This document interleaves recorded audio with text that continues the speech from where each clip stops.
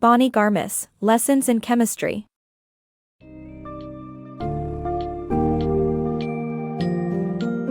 Welcome to the dynamic world of The Lessons in Chemistry by Bonnie Garmus, where the past era's societal hurdles converge with the persistent determination of Elizabeth Zott, a woman defying the 1950s chauvinistic landscape of science and academia.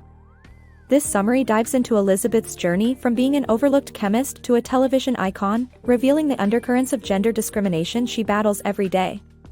At its heart, the narrative explores themes of feminism, resilience, and transformation, threading Elizabeth's path with those of her allies and adversaries in a time when a woman's ambition was met with disbelief and resistance.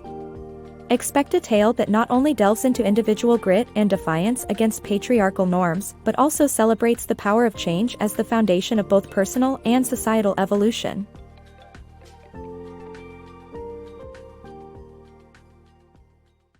Breaking scientific barriers. Even the likes of President Lyndon B. Johnson can't help but follow Lizzie's captivating television presence. Before her rise to fame, Lizzie was Elizabeth Zott, a fiercely intelligent chemist stifled by the gender norms of the 1950s. Though adept in her field, Elizabeth found herself marginalized at the Hastings Research Institute in California, grappling with low pay and expectations far below her abilities. Her roles there often bordered on those of a glorified secretary, with an actual secretary, Ms. Frask, echoing society's dismissive view of women in science. However, the institute was home to one bright spot, Kelvin Evans, its most illustrious chemist. Despite a rocky introduction where Kelvin mistook Elizabeth for a secretary, he soon recognized her remarkable talents and ambition. Their professional lives diverged significantly. While Kelvin had the luxury of picking from 43 job offers post-college, Elizabeth's only opportunity came from Hastings, tethered to a dire experience that derailed her ambitions for a doctoral path. An attempted assault by her supervisor, Dr. Mayer, forced Elizabeth to defend herself, leading to a damaged career and tarnished reputation. At Hastings, Elizabeth's superior, Dr. Donati, appeared intent on obstructing her progress but reluctantly approved her research on abiogenesis after a wealthy donor showed interest. The donor, believing E. Zott to be a man, spurred interest in the topic, though Donati slyly rerouted much of the funding elsewhere. Calvin and Elizabeth's partnership began on a strictly professional note, yet their shared brilliance and mutual attraction couldn't be contained. Soon they forged a personal bond, breaking societal norms by cohabitating without getting married or engaged, with Elizabeth choosing to maintain her identity as Zott. Their domestic life introduced 630, a dog, as part of their unconventional family. Elizabeth contributed by cooking for Calvin, redefining it as another form of chemistry. Together, they thrived, even as their relationship scandalized their peers. Elizabeth's determination to preserve her own academic identity remained steadfast. She refrained from adopting Calvin's last name, knowing it might overshadow her achievements. Tragedy struck when Calvin was fatally hit by a police car, leaving Elizabeth to navigate a path marred by pervasive sexism alone. Her journey starkly illustrates the barriers women face in traditionally male-dominated fields. Throughout her career, Elizabeth was perpetually scrutinized and forced to legitimize her place among her male contemporaries.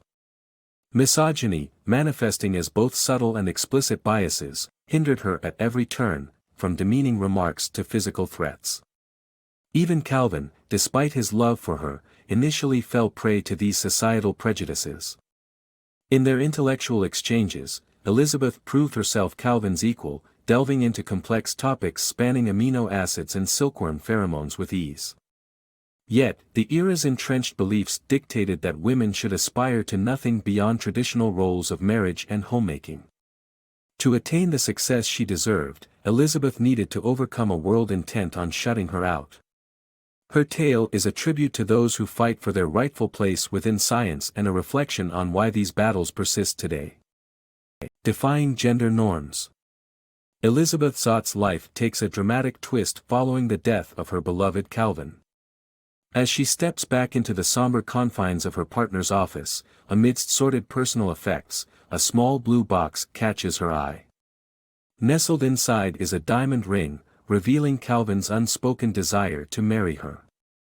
Wrestling with profound grief, Elizabeth stumbles upon a reality intertwined with hope and complexity. She is pregnant with Calvin's child. In a society unkind to a single, expectant woman, Elizabeth finds herself in dire straits. Hastings, the research institution where she and Calvin once thrived, confronts a dilemma. A mysterious donor seeking Mr. Zott's groundbreaking work on abiogenesis demands answers.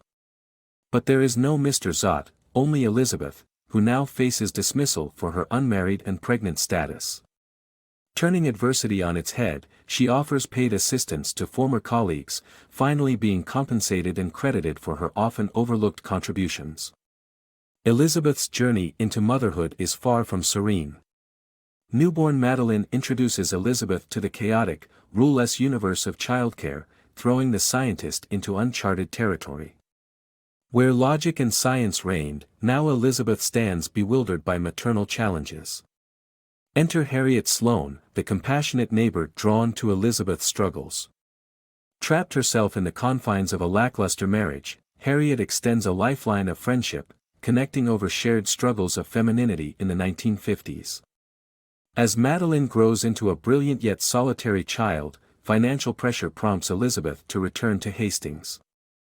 Despite the reluctance from both sides, Elizabeth is thrust back into the fold, tasked now with a lesser role as a lab technician amidst unfulfilled ambitions.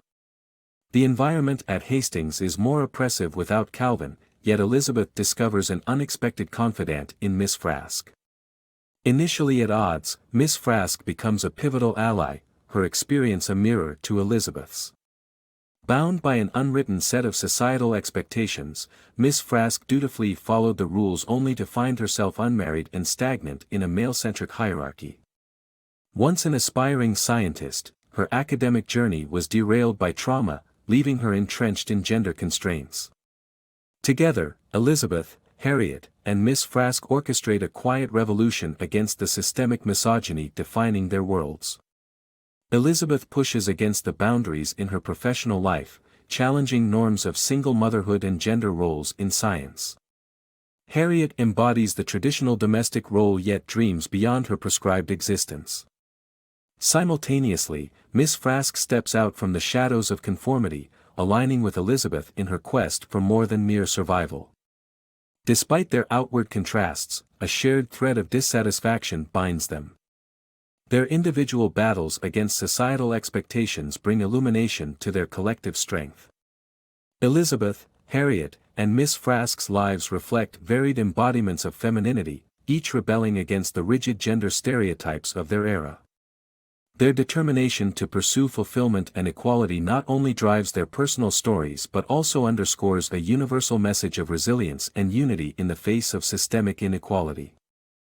Boldly being Elizabeth. Elizabeth Zott never anticipated becoming a television star, especially not because of a lunchbox squabble involving her daughter, Madeline, and a certain snack pilferer named Amanda Pine. The incident led to Elizabeth confronting Amanda's father, Walter Pine, at her daughter's school. Walter, who happened to be a producer at a local TV station, saw potential in Elizabeth's sharp intellect and unique approach to everyday life. Recognizing her natural charisma and culinary talent, he offered her the chance to host a new show, Supper at 6. Although initially hesitant, Elizabeth took the role, driven by necessity and a desire to share her love for science, even if through the medium of cooking. However, Elizabeth's vision was nothing like Walter had imagined for the show. While he pictured a warm, welcoming woman in an apron, Elizabeth insisted on bringing her scientific flair to the kitchen. She proposed using lab equipment like Bunsen burners and test tubes, treating the kitchen as a chemistry lab, and opting to wear a dress as a compromise. Elizabeth brought something fresh and revolutionary to television by speaking directly to her audience, predominantly housewives, about the significance of their roles. She empathized with their struggles and affirmed the value of their often unseen work. Rather than conforming to typical cooking show antics, she educated by describing ingredients with their chemical names, such as calling vinegar CH3COOH. These choices resonated deeply with viewers across California, earning the show widespread appreciation and a loyal audience. While Elizabeth was breaking ground on television, her daughter Madeline found herself curious about her father's obscure history. An assignment to create a family tree sent Madeline digging into her father's past. Instead of finding answers, she unearthed secrets, including that her father Kelvin had been adopted, a fact unknown even to Elizabeth, who had been told his family was deceased.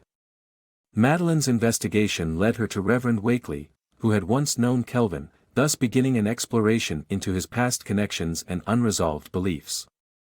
Back at the TV station, Elizabeth faced her own battles. Discovering that her male counterparts earned more than her was troubling enough, but her refusal to endorse a product on the show led to a fiery encounter with executive producer Phil Lebensmule.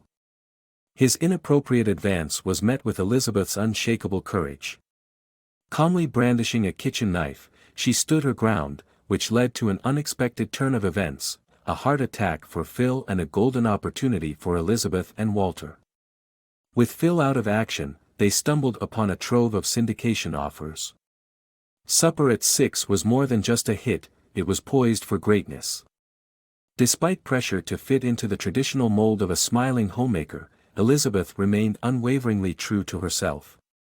Her authenticity and refusal to conform to society's expectations of femininity and domesticity was a breath of fresh air, capturing the hearts of viewers far and wide.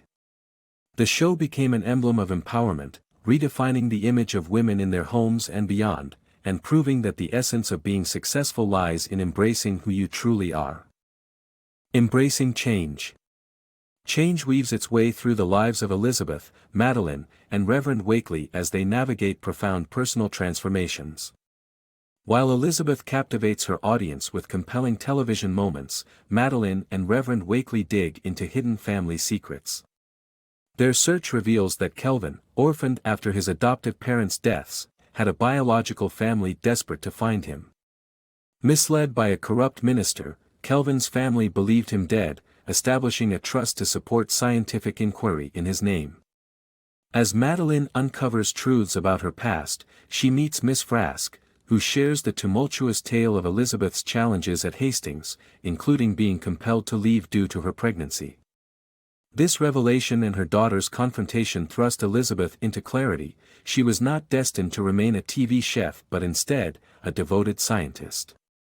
Her next step is monumental, leaving television behind to embrace science, despite the astonishment of her audience.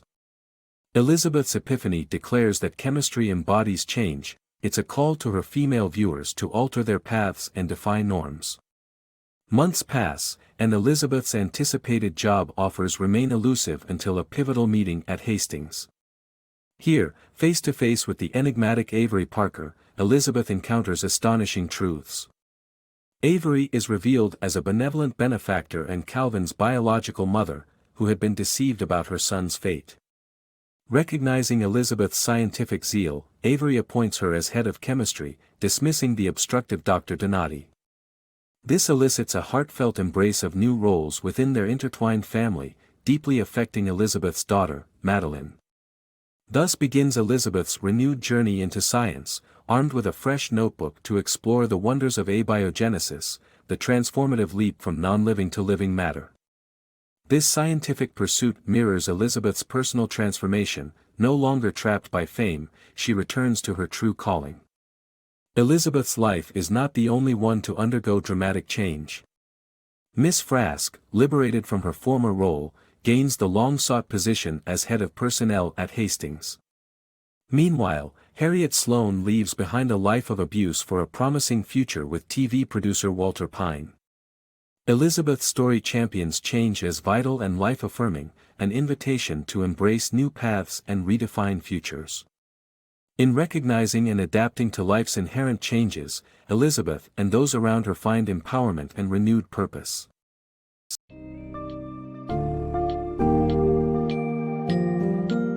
In conclusion, Lessons in Chemistry delivers a powerful narrative on the imperatives of change, courage, and unwavering self-belief.